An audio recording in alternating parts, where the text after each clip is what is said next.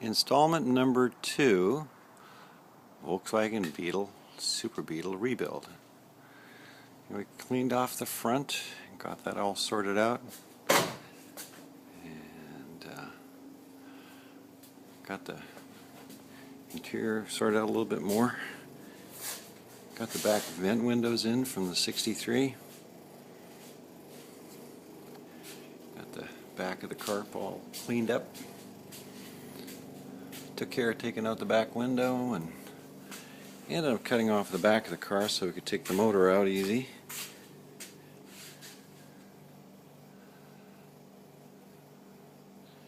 Coming along pretty good.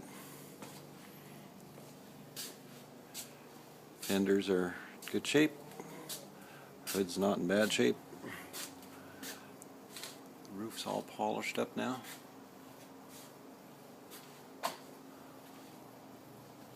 A little bit of history on the front hood there, but other than that it looks pretty good.